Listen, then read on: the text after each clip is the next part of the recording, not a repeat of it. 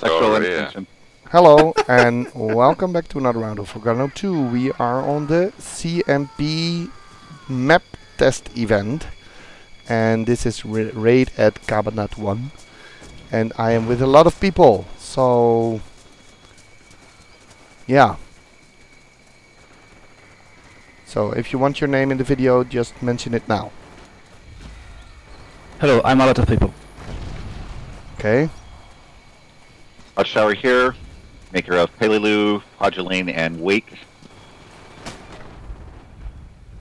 Oh, here's a Japanese tank. And since they're being quiet, we have Stubbfan, who is responsible for the epicness that is Midway. And Geo is the map maker of the current map. Can we kill that tank? Oops. Watch out! Someone killed this. Yeah, the tank is down. Finally. So I'm now going to attack the flower bed.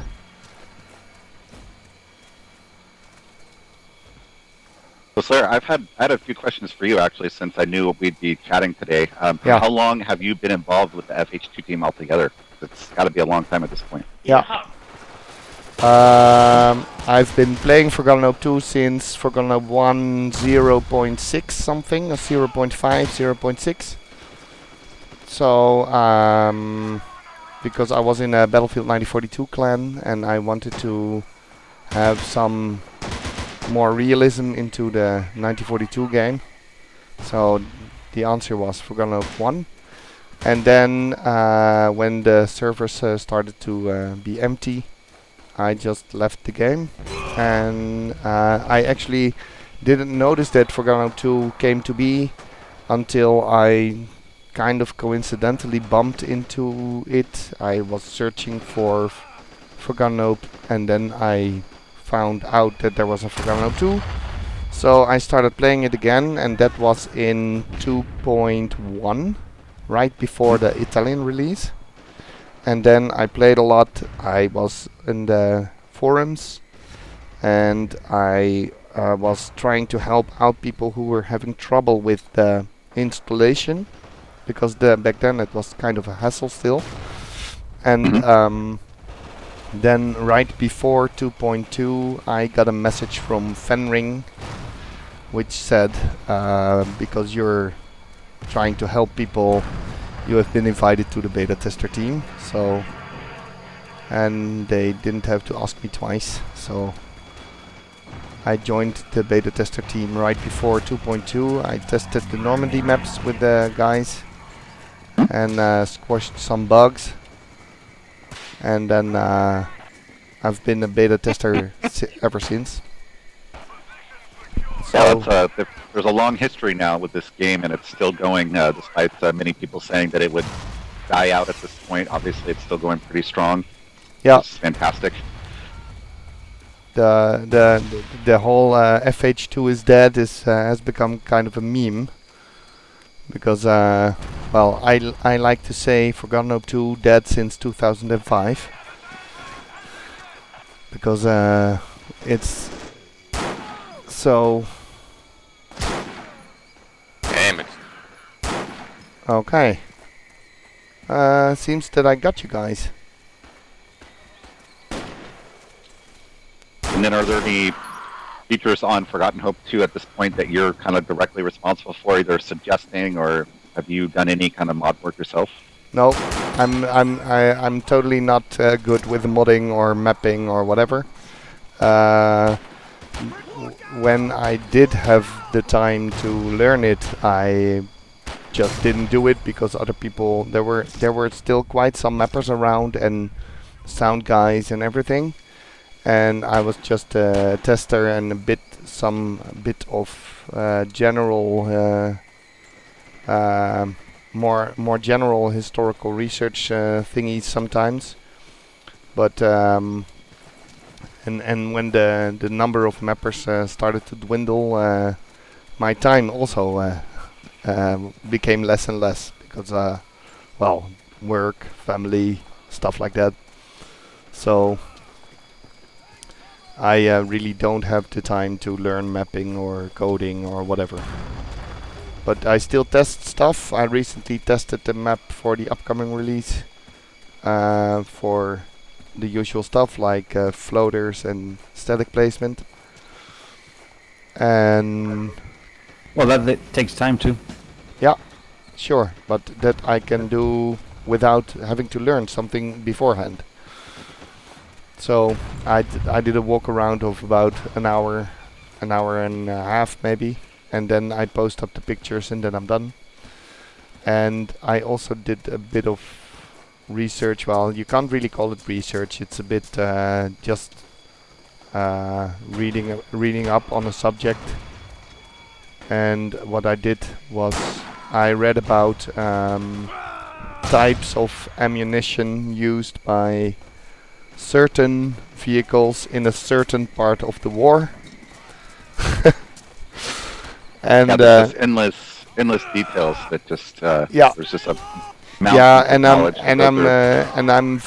I'm very nitpicky when it comes to details. Like, well, there are some famous beta testers discussions about certain objects or certain sounds, and like there was this discussion about bird sounds on a certain map, which was in the late summer or autumn even.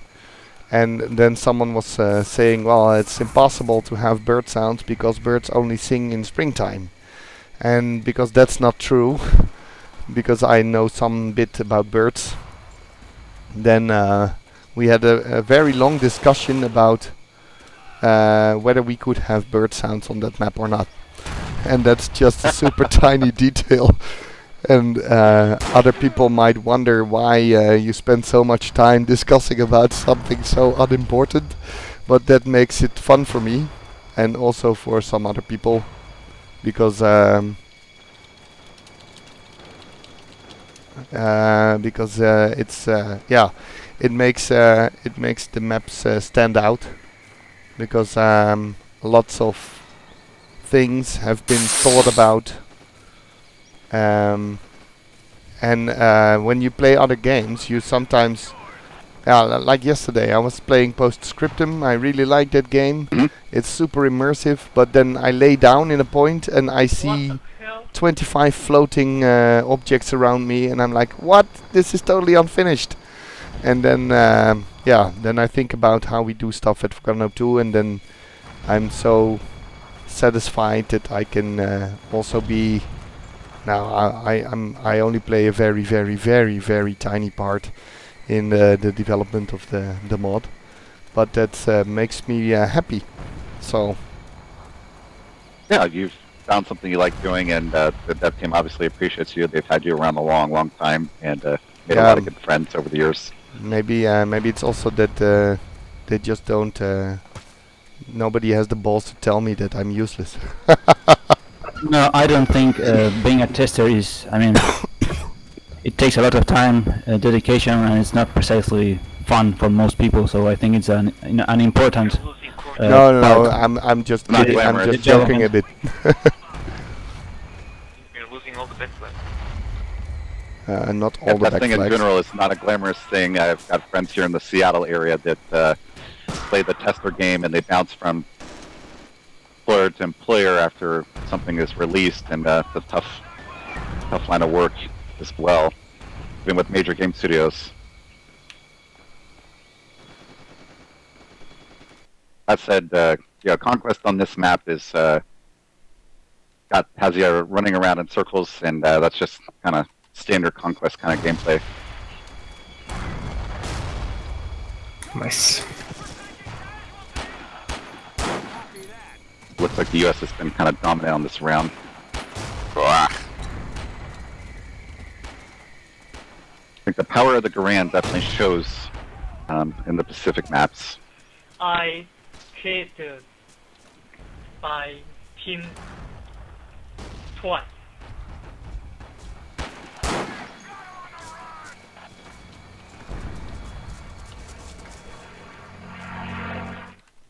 Point in case when one single lone Japanese runs into a a line of Garans. That's exactly what just happened.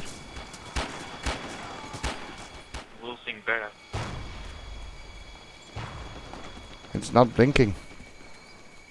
So Geo, on this particular map, is this kind of like a historical layout? Are we seeing things as they would have appeared? Yeah. Yeah, this is taken from a map I got of the camp. Buildings are practically where, well, it's condensed a little bit. Is this not Just normal. also the location where the movie The Great Raid is about? No. Yeah. Not a friend.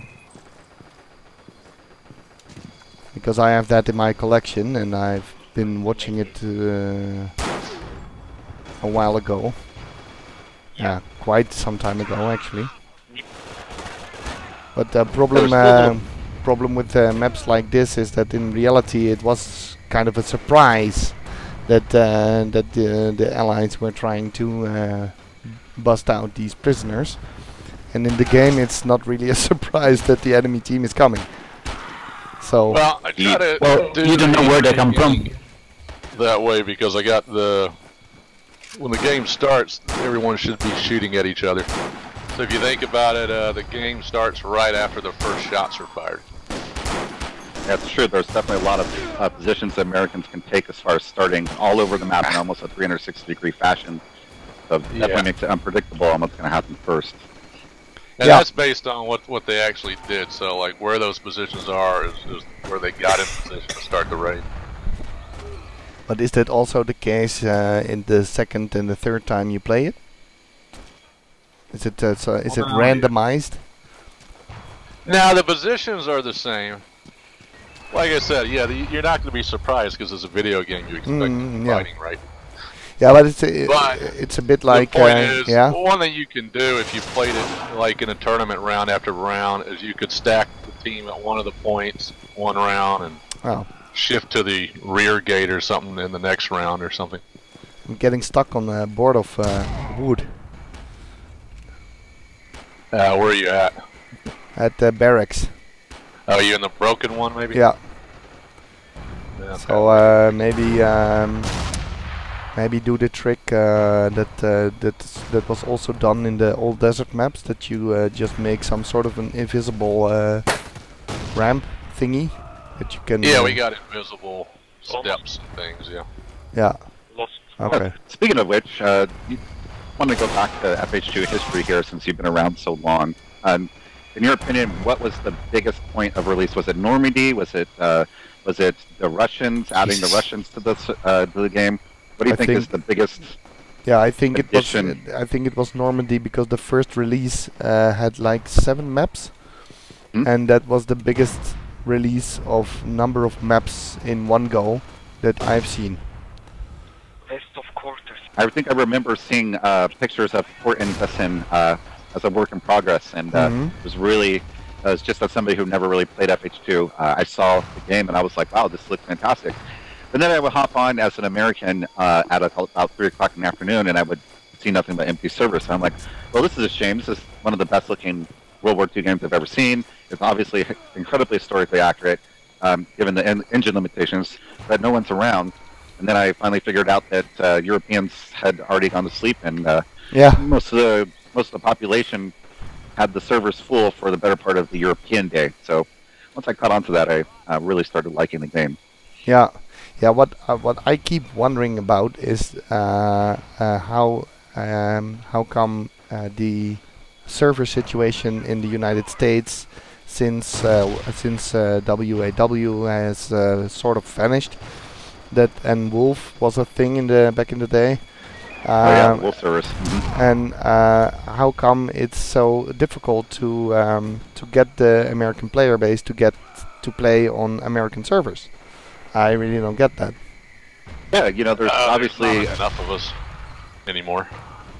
Yeah, Well, but that's I just the think thing. if you start it up, then